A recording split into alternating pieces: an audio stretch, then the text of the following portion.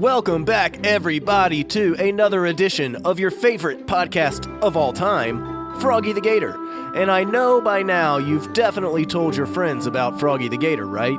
Well, thank you for that, and make sure you keep telling them, because that is the single best way to help the show grow, is you Froggy fans telling your friends all about Froggy and Mr. Hummus and Tomato Hedgehog and Pterodactyl and Wormbird and Gershwin and Baby the Gator and all the great people in Gator Grove.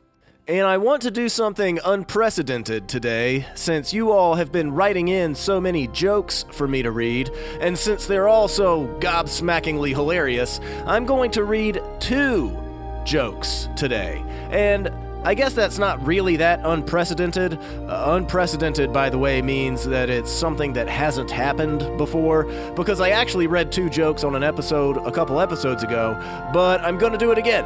So, it's precedented, but rarely precedented. How about that? And our first joke comes from our listener, Narayan, who is 7 years old, and he's listening over in Birmingham in the UK. And Narayan's joke goes like this. What is a deer with no eyes? What do you call a deer that has no eyes? And this is a good joke, so I'm going to let you think about it. What do you call a deer that has no eyes? Do you have a guess? Okay, here's Narayan's answer. What's a deer with no eyes? No idea. No idea, get it? Because it sounds like no idea, meaning I don't know what kind of deer that is called, but it's also a no-eyed deer because he has no eyes. Narayan, my friend, well done. And our second joke today is a classic joke.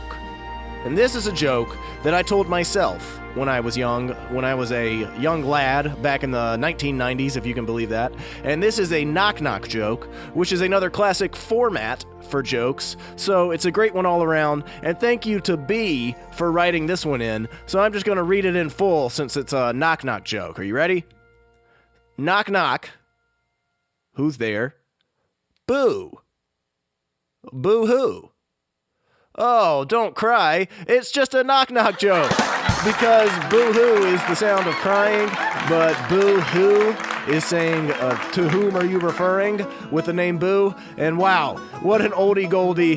Thank you, B, for writing this in for us today. And now for today's episode.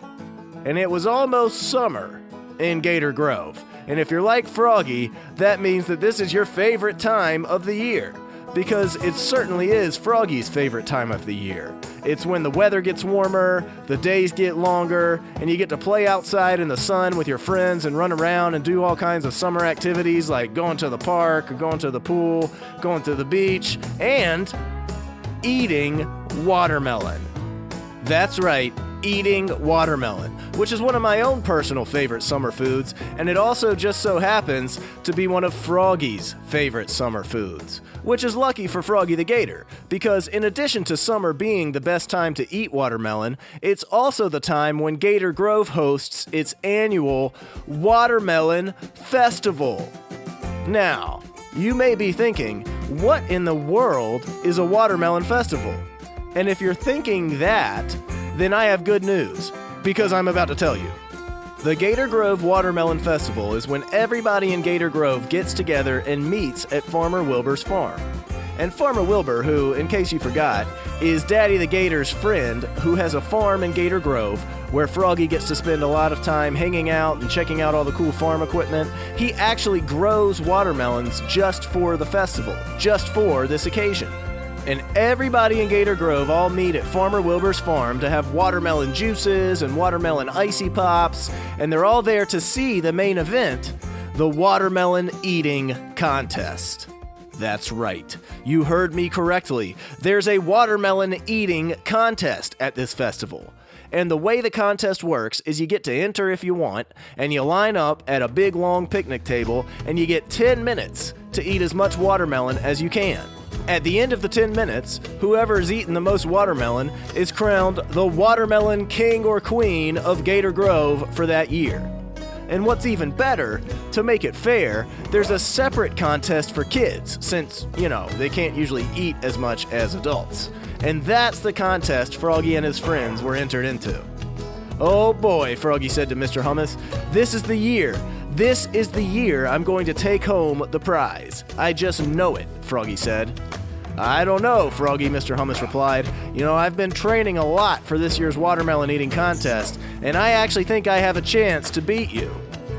Wormbird was flying beside Mr. Hummus and Froggy the Gator with his bug wings as they approached the kids' picnic table to begin the contest. "I don't think so, fellas," Wormbird said. "This is my year." And not to be left out, Tomato Hedgehog looked at his friends very seriously and said, "It seems you have all forgotten that I am literally made of part tomato, which is a fruit, just like watermelon. And I think that makes me the favorite to win this year's contest by default." So the friends all lined up at the table with some other kids from town, and with Baby the Gator, who was joining in the fun even though nobody really saw him as a serious threat to win the competition. They looked down in front of them, and each of them had a whole watermelon, cut in half, sitting at their spots. The winner would be whoever could finish the most of their watermelon before the 10 minutes were up. Farmer Wilbur got up on a stage near the table and announced, "Okay, ladies and gentlemen, now the event you've all been waiting for. The Kids Watermelon Eating Contest is about to begin. On your marks, get set, go," Farmer Wilbur said, and with that, he started his stopwatch and the kids got to work. Froggy immediately grabbed his watermelon, and as he did, he suddenly imagined that he was in a faraway watermelon kingdom. He looked around. There were watermelon trees and watermelons growing out of the ground, and a big watermelon castle in the distance made completely out of watermelon. "Oh boy," he said to himself. Then he looked at the ground in front of him. It was his watermelon from the contest. He looked to his left and saw Wormbird and Mr. Hummus. They were both holding their contest watermelons. And to his right, you guessed it, Tomato Hedgehog with his watermelon. Then, in the distance, the castle drawbridge opened, and the Watermelon King came out surrounded by his trumpeteers. "Greetings, Froggy and friends. The first one to carry their watermelon to my door wins, and will be crowned the new Watermelon King." So Froggy picked up his watermelon and started racing his friends. They all carried their watermelons, which weighed like 10 pounds, and that's kind of heavy for a kid to run with, and they raced toward the watermelon castle. On their way, they had to jump over watermelon vines, they had to duck under watermelon branches, and they had to dodge watermelon grenades that were being lobbed from above by watermelon egrets. "This is weird," Froggy said to himself as he arrived at the gate of the castle, a few steps ahead of his friends. And just then, he heard a whistle that snapped him back to reality.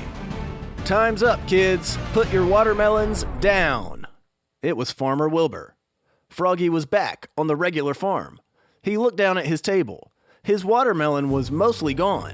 He'd done a good job eating while he was imagining the Watermelon Kingdom. Baby the Gator had taken a few bites of his and then toddled off to look at tractors, and Mr. Hummus had gotten a tummy ache after a couple minutes and he had to bow out, and Wormbird's watermelon just had all the seeds picked out, but none of the actual watermelon was gone, which just left Tomato Hedgehog. And when Froggy looked at Tomato Hedgehog's watermelon, it was completely gone, down to the rind. "Wow," Froggy said to Tomato Hedgehog. "Great job, my friend. You deserve to be the Watermelon King."